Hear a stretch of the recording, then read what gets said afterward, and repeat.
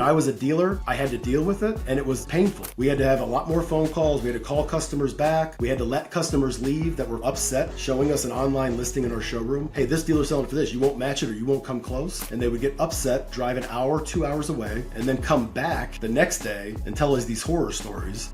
Today, I'm excited to sit down with Brian Kramer, EVP at Cars Commerce, a technology company simplifying the car buying and selling process for auto retailers and consumers. We discuss why dealers are losing 70% of trade-ins to the nation's largest auto retailers, how Brian and his team are working to become the first dealer partner to tackle and beat online vehicle price manipulation, and much more. A big thank you to our sponsors for making today's episode possible: DealerPay, the Car Dealership Guy Job Board, and Pacer. And now let's get into the show.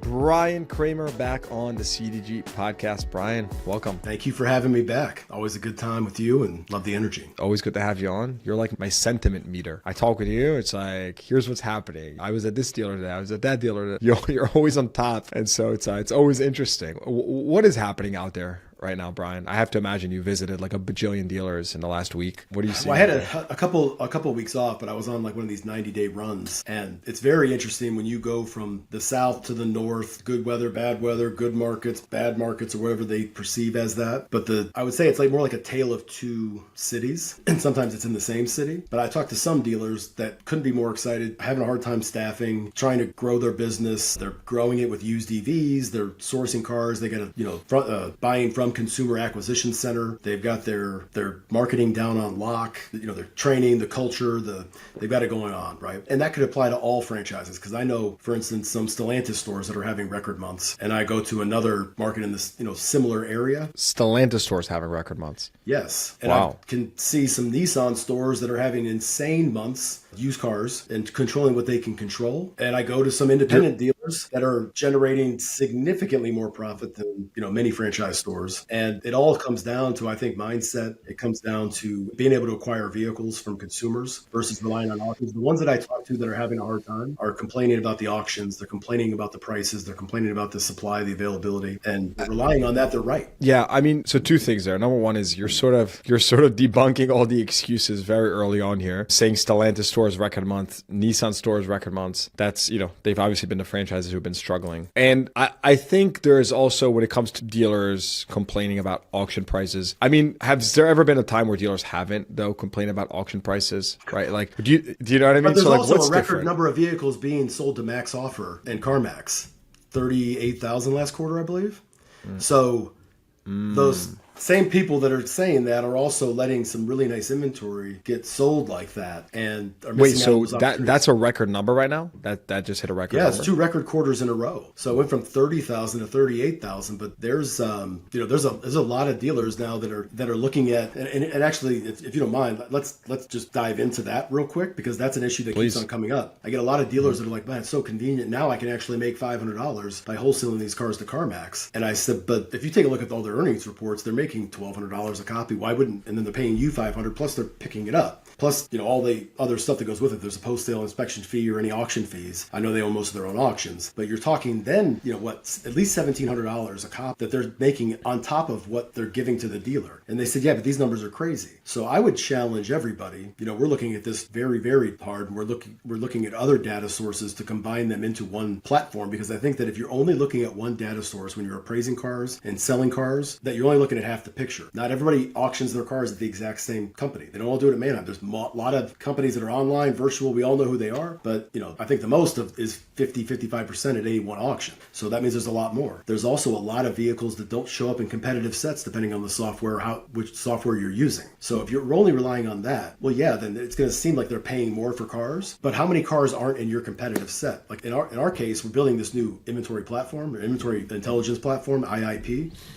That's an inventory management system. We look at software in some of the legacy systems that has 18 vehicles in a competitive set. And when we incorporate these other data points, there's 48 in the same 50-mile radius. So I would challenge every dealer, if you're wholesaling the cars to any easy, and we do the same thing, but I wouldn't do that when I was a dealer. I would take it to the auction myself, make the wholesale profit. But I think a lot of dealers are looking at, they're just handing their lunch money over because these numbers look higher, but it's because they only have a limited data set. They're only looking at part of the picture. You were basically saying that dealers are are working with just imperfect data, and that's resulting in making just inventory mistakes, right? Or maybe selling inventory, whether the avenue or the price, it's not optimizing what they could be getting for that vehicle. I was at a dealer recently, uses one of the most popular appraisal tools out there, and we're taking a look at it. And then he goes, I've got this vehicle priced. I don't know why it's not selling. They take a look at it, and I'm looking at what I'm looking at. And I said, well, there's no Carvana vehicles, there's no CarMax vehicles in that competitive set. Why is that? Well, I don't know. I go, well, there's one right down the street. So whatever the reason for that is, I said, if they're selling their cars for $2,000 more than most dealers, what does that do to your competitive set in a race to the bottom? And if you exclude a lot of those vehicles that are selling for more, or some of these public retailers that have their own inventory software that doesn't feed to other parts, if you exclude those vehicles and all the cars that you're looking at are being sold for $2,000 less, and you're not seeing the cars that are being sold at a premium because they source them from consumers and they have better inventory, what does that do to your overall set? It lowers it down and it skews it. Take a pause right there. If you go up higher level, you mentioned the words race to the bottom. Like, let's call the elephant in the room for a second, right? One of the issues dealers have is that there's other dealers that are active on listing sites and they,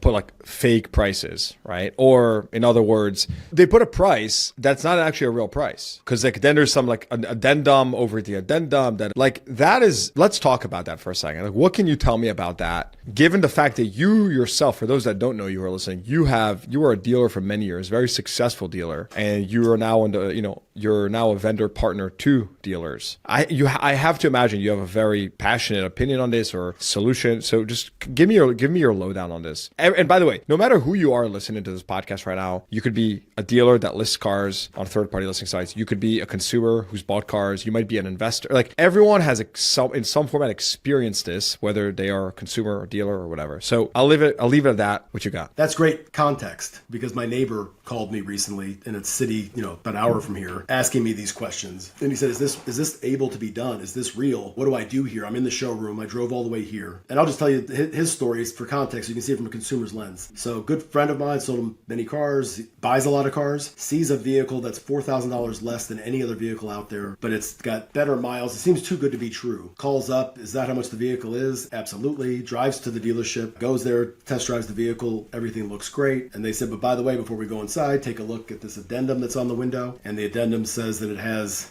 this ABC Motors mandatory protection package with exterior, fabric or interior fabric protection, exterior this. It's got nitrogen in the tires instead of oxygen, normal air, and a few other things that are on there. Maybe like a 12-month, 12,000 mile warranty, limited coverage of a powertrain. But the package was like $3,700 and it wasn't negotiable. Had to take it. So now it wasn't negotiable. Okay. So he gets upset. I don't want this. I just want the vehicle. I'll buy a service contract in the finance office. And they said, we need to know what you're trading in. And he said, well, I don't know if I'm trading in my car yet. Well, if you're not trading in, it's $2,000 more. And you can see that right here. And he goes, well, what are you going to give me for the trade? And they said, well, I don't know. But just to, regardless, it's $2,000 more if you decide not to do that. So he tells me, he goes, what's my trade worth? He called me up and he goes, what do I do? There's so many moving pieces. And if I would have known this, I never would have come up here, because I'm 3 hours in and I don't even really know where I'm at. And he ended up doing it, but it was 6 hours later. Cost me, I don't know how many text messages and a bunch of stuff that I didn't feel like dealing with,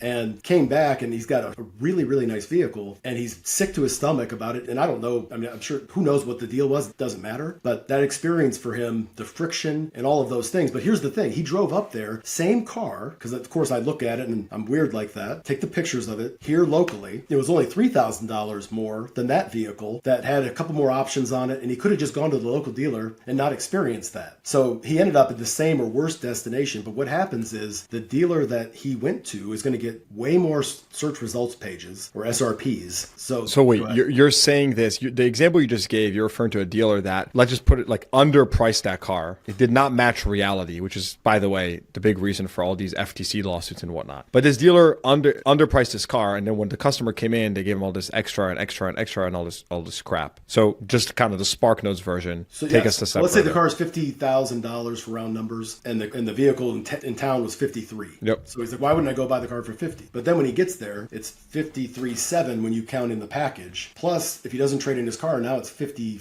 55.7 compared to 53, but he didn't know that up front. Now as they tell him, well, if you scroll down on any of the third-party listings, past the options, plus all the mandatory air conditioning, moonroof, everything down, way down at the bottom, it's buried, all that stuff, right? So it's disclosed, but one of those things, just because you can doesn't mean you should. And it's disclosed, everything's done, it's there, but many people don't anticipate, like in other parts of their lives as a consumer at Apple or, any, retailer, having to go through and double check themselves and see it like that. But the problem is the dealers that are doing it right. You got me on a hell of a cliffhanger. You got me on a hell of a cliffhanger right now. The dealers that are doing it the right way aren't being rewarded because they're penalized if they they're being penalized. Yeah, if they don't price the car lower, they don't get the traffic, and then the cars sit there. So what the dealers that do it the right way, going on a race to the bottom because they don't have all the other packages, the things, the disclaimers, but they still have to compete in that arena with those dealers. And when they tell a customer over the phone, well, just so you know, you can expect that, and they go, yeah, and they go and drive an hour anyway. So the long and the short of the story is that we don't support that. Don't believe in it. When I was a dealer, I had to deal with it, and it was painful. We had to have a lot more phone calls. We had to call customers back. We had to let customers leave that were upset, showing us an online listing in our showroom. Hey, this dealer's selling for this. You won't match it or you won't come close. And they would get upset, drive an hour, 2 hours away, and then come back the next day and tell us these horror stories. And we could sit there and say, oh, wait, I told you that was going to happen. But that's not right either. It shouldn't happen to begin with. So we're working on ways at Cars Commerce, Cars.com. That was my next question, right? Like, what are you doing about it? So it's a really complex issue, like you're saying, with the FTC, the Cars Act, the state dealer associations. We've worked with them, because they're dealing with the same dilemma. And it's not like, MAP pricing with new cars, minimum allowable advertised pricing, where you can it's either invoice or MSRP and it's consistent and it's that easy to find out. So we tried to see if we could license technology like what it's done with those tools to be able to scan websites and see if people are violating it. But we couldn't find a partner that we were able to license it from. So we're in the process of building it ourselves. And that's what it's going to take in order to do it, to be able to use Gen AI, other technology to scan. There's so many scenarios and there's so many possibilities. We've been working on this for a decent amount of time because the real juice of our algorithm is experience. And we're not best price on cars.com. It's best match, based on reviews, based on the experience and the price and the options and all of those things combined. So it's not just a pricing race to the bottom, good, fair, great. There's more to it than that. So this is a big part of who we are, our DNA and what we do. So,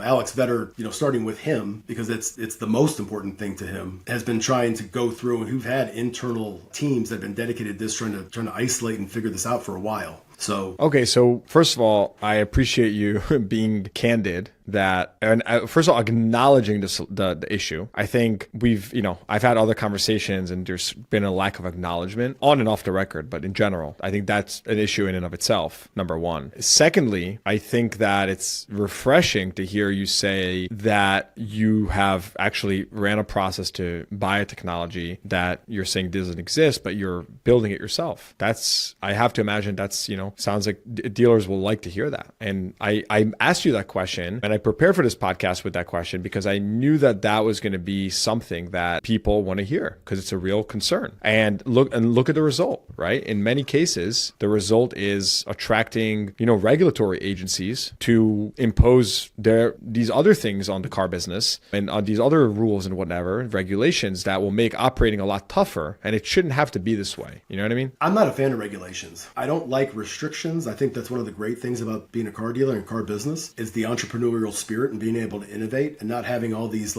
barriers. And it frustrates me, from on this side as a vendor partner, but also in my former life as a dealer, because our tagline, when I was in retail was simple, fast, and easy. And that's the opposite of that. But I also deal with a ton of dealers that hit me with the same dilemma. And there's a lot of frustration, a lot of emotion from some of them. And basically the sum of all parts is they say, well, look, if I can't beat them, I have to join them. And I don't have a choice because I've got to be competitive online. And that's where the audience is. And the consumers don't believe them. So we have taken action in many situations. If somebody reports somebody else that's doing this to support at cars.com, just so we can get that out there. So if any dealers see that or consumers see that, just email support at cars.com and we have delisted dealers inventory for, there's an escalation process to it as to, how long and that sort of thing. But we don't have a tolerance level for that. So, but we can only do so much because today today, that's the manual process. Yeah. And what is the time frame, do you think, for automating this? Like you mentioned, you're in the process of building something. Is there a time frame for that you can share? So we are at NADA. We're going to be releasing our new inventory intelligence platform. We teased it last year at NADA. Our today, the merchandising is just like most of our competitors. Here in the next few weeks, it'll be generative AI built, which is what it's going to require to do this. So once we have that out there, it's going to be, probably the first half of the year, maybe a little bit longer until we're able to do that. But the goal is to do it in 2025 for sure. But it's a Herculean task that every single time we think we've got a solution to it, there's another variable, another factor, and it's a more complex problem than I anticipated initially. Mm-hmm. All right. Well, you'll have to keep us posted on this because I know it's an important one. And like I said, again, I appreciate you, being candid about kind of the issue at hand and what you're doing about it and even acknowledging it. So I think that's an important first step that people will appreciate. I want to slightly shift gears. I want to go back to, again, we started off, you were sharing insight. I want to talk about, I know you recently released the dealership pain point study. And, I think it's interesting because you're combining data from dealers with your anecdotal experience on the floor. What did you see there? Like, what are dealers right now saying? What's sentiment out from your perspective of the biggest challenges and pain points for dealers? Well, the number one is acquiring used vehicle inventory, and used vehicle inventory that's profitable. Because anybody can go buy rental cars and they can go buy high market day supply cars, but there's only so many vehicles that are available out there. And it's kind of a double-edged sword. The vehicles that are available are EVs, readily. EVs, late model, Stellantis, Nissan, vehicles that are coming out of rental car fleets. So if you don't have a really strong retail strategy to do that, and you haven't adopted EVs, which are supposed to be 25% of the mix this year, the 13% right now, but if you don't have a way to, and everybody will say, well, it's only 8%, but it's climbing quickly. But there's dealers also that are selling 100 cars a month out of a franchise store, and there's not that much traffic on them, but they're taking the regular, let's say somebody comes in on a Camry and they can't get their payment wise. Well, from affordability standpoint, which is another one of these pain points, is affordability is a resonating theme. So what I see the best dealers doing out there is they're attacking this affordability issue by saying, hey, I can't do it on this one, but I've got this EV that's a year newer, little less miles on it, more technology. Would you consider doing this? And I can get to your payment on this vehicle. And that's the salesmanship that's going into it. So it might not have been the traffic generator, but it's the affordability closing device in order to get them. And it's a highly, highly successful for the dealers that have a plan, they have a strategy, they have the staff to execute it, that's trained and knowledgeable about the product. They're winning in a huge way because they can source those cars that are readily available. They've got margin, they've got LTV, loan to value availability for people that have negative equity. So it's another pain point is the negative equity that people have trying to trade them out of their vehicle into another vehicle. So all of this kind of comes to center at the same time because all these things fix each other. If you can source vehicles from consumers effectively with a good marketing strategy, with the right appraisal tool that's simple, frictionless, you can also source more profitable vehicles. You can get vehicles that you can finance better for the people that have negative equity or paying higher interest rates. You can get, if you're good at selling other inventory, you can get, more affordable payments. When everybody says that the payments are too high, I get any of these people approved. It comes down to inventory mix. So that's the difference that I see is that the dealers that are attacking those pain points versus the ones that are being held hostage by. This episode is brought to you by Dealer Pay. Are you tired of payment nightmares at your dealership? With most processors, you're stuck with confusing fees, outdated terminals, and robotic customer service. But Dealer Pay is here to change that. They offer modern point-of-sale software, unbeatable customer support, and transparent pricing so you can say goodbye to payment surprises. Upgrade your dealership's payment system today with Dealer Pay and experience the difference. Visit dealer-pay.com to schedule a demo. Again, that's dealer-pay.com or click the link in the show notes below. All right, so 2 questions. Number 1 is, why do you think that used car acquisition problem is being accentuated now? Is it simply due to the underproduction? Are we, from the pandemic of new vehicles and leased vehicles coming off lease, or are you seeing any other major trends? And I want to follow that up with, what are you seeing dealers do about it? Of course, I know you work with many dealers, and you help them with different products and technology. We'll talk about that too. But just first, start us off with why. Like, why are we here right now? It's end of the year. Car market has slightly had an uptick in Q4, especially post-election. Sentiment's been riding high. Now, it's early January or mid-January. We're seeing a little, shakiness in the markets, public markets. I'm not referring to the car market. Suddenly there's like reinflation fears. just things have gotten a little, everyone's a little off the highs. So how did we get here? Number one, let's start there. So if you could take a look at trends and you go back to 1972, every year there's a certain trend. You're typically, your units in operation or they call it a 7-year UIO is what fuels, pretty much your used car retail. So it's 2025 now, but 2024 year end. Every single year going all the way back to the 70s, if you go back 3 years, that's the most popular selling car. So 2021 is the most popular selling used car right now, followed by 2022, followed by 2020. Next year, it will be the same thing in that same order, 2022, 2021, 2023. And it happens every single year. So now you've got to go back and look to see in 2022, how many cars were produced. And that, and then 2021, how many cars were produced. And 2021 is the height of COVID, the production issues, because the first half of 2020 was actually okay. 2021 is when it hit the rails, and they weren't selling cars to rental car companies, and that typically is a whole nother supply chain that fuels the used car industry. So almost every year, it'd be 44 million vehicles being wholesale and retailed in the United States. This year, we're gonna be lucky if we see 35 million. So that's the lowest that I can go back and look in records to see. So from even including like 08, 09, the Great Recession. So when you've got that type of tightness due to supply chain, 2021, less vehicles being produced, 2022, less, 2023, still, then started coming back up a little bit on the SAR, the seasonally adjusted annualized rate. But there's always a 3-year lag as to what it is that you're going to pay with lease returns or anything like that. So what we'll see in 2020 is the first uptick, because 2025 is actually going to be tighter than 2024, if that's even imaginable. And then 2026, we start seeing an uptick, and it keeps going up until 30, because it's that same lag, right? But it'll be a lot of EVs, it'll be a lot of different things, technology that we haven't seen, and there won't be as many leases because leasing penetration has just, plummeted, almost 50% of what it was pre-pandemic. So the rental car companies as well, longer fleets, higher mileage, less supply coming out, less cycle time because they couldn't get the new inventory either. So you take all of that perfect storm and that's tightened it up. Now, but there's one other factor that's even more significant than that, from my opinion. So 15 million cars is, when you take out peer-to-peer, for sale by owner, 15 million cars is pretty much what the last few years and what it'll be this year that franchise and independent dealers take on trade from consumers. Every dealer's percentage of that 15 million is what's at stake here. And the ones that are really good at acquiring vehicles, CarMax, they're going to acquire 1.3 million. Carvana, every year they've gone from 300,000.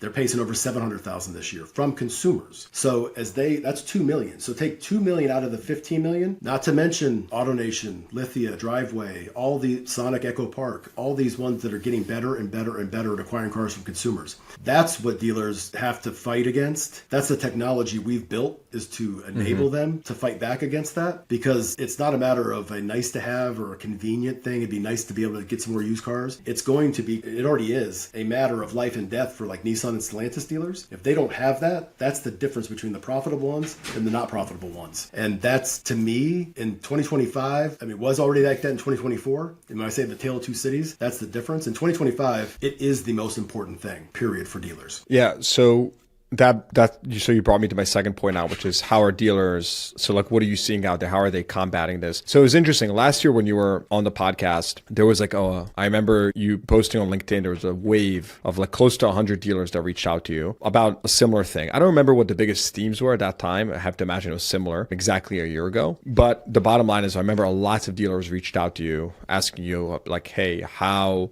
can you help me with kind of buying cars off the street, or just in other words, buying cars from public. Can you just explain that? Like, what are you seeing right now on the margin side, volumes? What are you seeing dealers? How are they performing with buying from public? How is it impacting the margins? Just everything, like implementing process. If anyone is listening, is currently doing it, and even if they're not doing it, right? Can you just walk us through that process of like how easy or hard is it, or what is that like? Yes. So from the process standpoint itself, for the whole history of retail automotive, dealers, including myself, were trained to sell. So it takes a different mindset to focus on buying if somebody's not selling, because so many dealers, when somebody, everybody has a banner in front of their dealership that says we buy cars, right? But not everybody has a process and everything clearly defined as to when they do come in and they say, I want to buy the car, go ahead. And that's the biggest pain point I've noticed from my conversations, right? People saying, yeah, the process, that's the tough part, typically. So here's what a really good performing dealership looks like. And I could give multiple examples of who they are, but I think most people know who those are in the market because they're losing all the trade-ins to them. And when they look at their missed trades report, it's very clear as to who the best are. But this is what it looks like. When it says we buy cars, or most of those dealerships don't even have a banner. The clients have already done it online. online. They have a dedicated buy center website with a landing page with all the steps, walking them through it, which is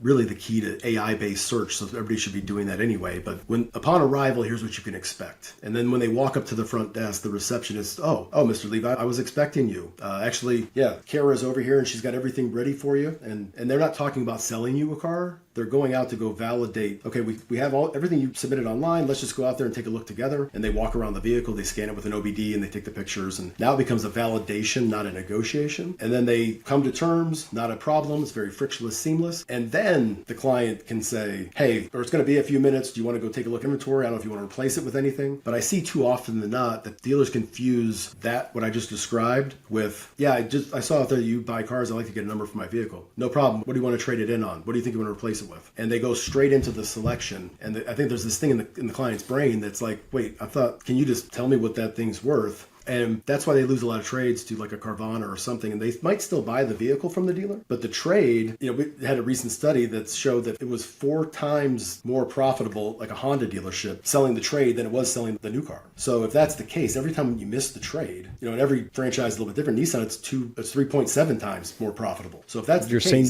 the trade at a Nissan dealership is 3.7 more times profitable than the vehicle sold to acquire that trade in. That's exactly what I'm saying. Oh, wow. I don't know if that's a good thing or a bad thing.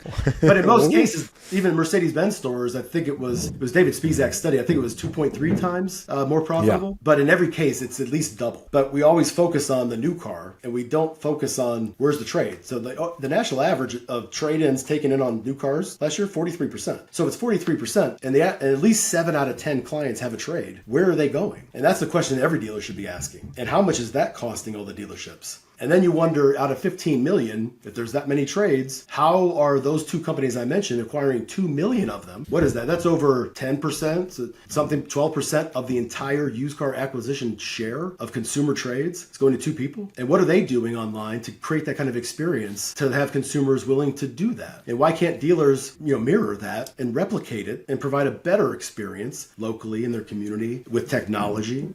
I'm biased towards ours, but something that delivers that same experience to consumers so that they can win back that market share. I mean, that's what I think dealers should be looking at. And I think it's the most important thing. And I think everybody's going to have to do it eventually. And they're all going to be, everyone who isn't doing it already, which there's some that are winning in a wild way. I mean, crazy way right now. But anybody who's not doing it is going to say, why didn't we do this sooner? And that's what typically everybody says. Yeah. Yeah. I mean, I understand you sort of brought me to my next question, right? Which is like, what is the industry doing about it? And is there are you seeing increased adoption across the industry and dealers realizing that buying cars from the public is no longer a nice to have, it's a need to have? Or is it sort of dealers are still kind of lukewarm about it? What's your take on that? Well, again, you got 2 camps, right? So there's dealers, I see a lot more adoption. And I've got some dealers that are like, I bought 8 cars from consumers last month. Now, should it be, in my mind, more? Yeah, but it's about progress and not perfection. And I see a lot of dealers, I mean, the majority of them are trying it.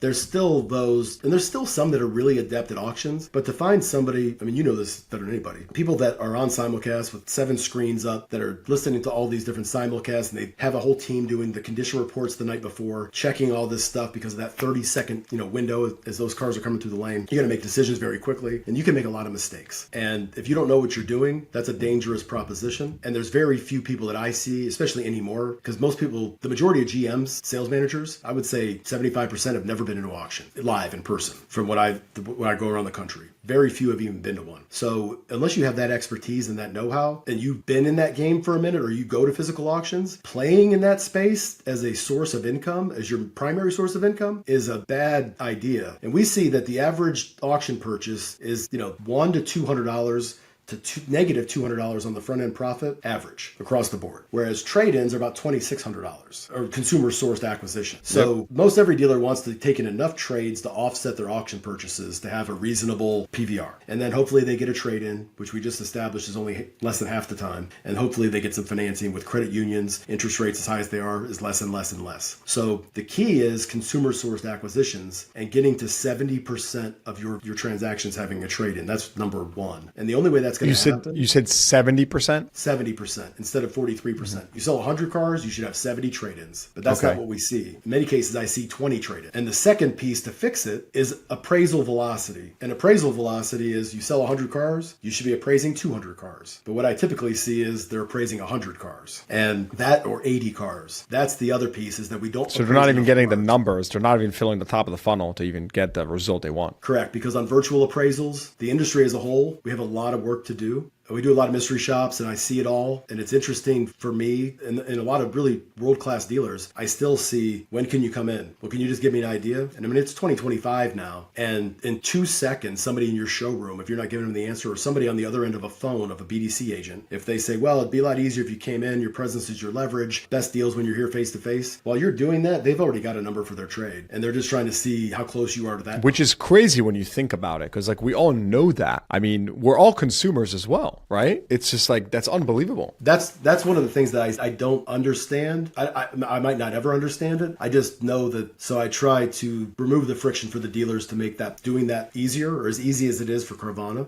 which it should be. And there's many dealers that are just dominating. But the difference in share of voice between the dealers that are doing that and the dealers that aren't it's night and day. It's the ones that are, good months, record months, at the auction, living at the auction, and in this perpetual doom loop of just trying to, they're working 10 times harder to make the same amount of money, I guess. It's not that they're not profitable and they're not doing it, but it doesn't have to be that hard. Yeah. This episode is brought to you by Pacer. 68% of dealerships now say that AI has made them more money by doing less. Pacer.co is building the latest in AI for your showroom. From smarter inventory acquisition and management to seamless deliveries, Pacer.co helps you save time and deliver seamless customer experiences. This is the future of dealership operations. We're living in a digital age and there's no better time than the present to join the movement. Right now, the next 50 dealers that join Pacer's waitlist will get free vehicle shipping for a year by going to pacer.co/free. That's pacer.co/free, or click the link in the show notes below. Well,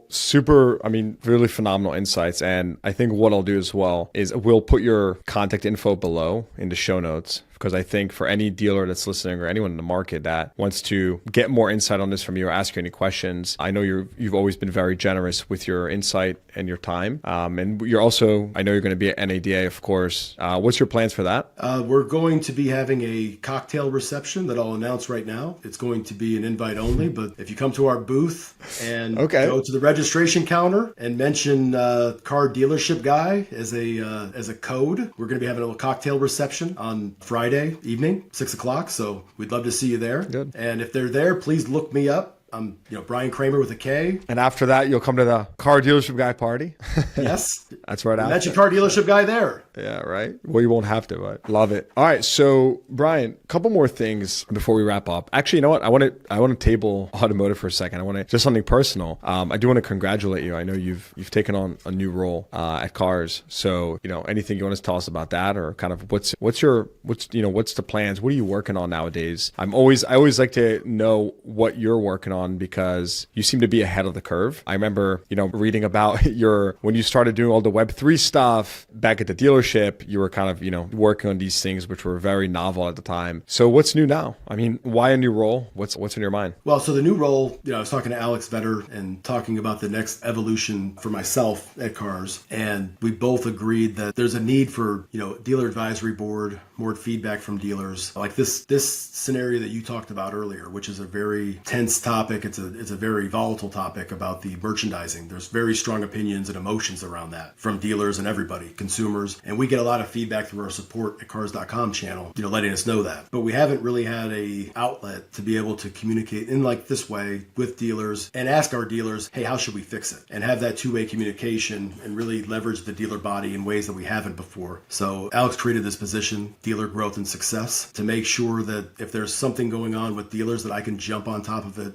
immediately. We see things in message boards. We hear things at 20 groups. People say, hey, there's this issue. And they basically deputize me to be able to jump on that stuff immediately. And to make sure that as we're building product, we're continuing to integrate across the platform between Dealer Inspire websites, our online shopper digital retail tool, AccuTrade acquisitions and inventory management, Cars.com marketplace. Are we relevant? Are we doing what dealers want? Are we giving them the data and the reporting that they need? And most importantly, are we protecting their data and not selling it to other people? Because there's a lot of competitors that are making a lot of money off monetizing dealers' data. And we sacrifice a lot of revenue and a lot of profit. And we've made a choice. And it's one of the things that Alex feels the strongest about is that we're not going to be that. We can't be everything to everyone, but we're not going to monetize selling their data, which is, it's an important thing today, but it's a significantly more important thing tomorrow. When AI starts to come, when you're saying what's next, that's a whole nother episode somehow. I mean, I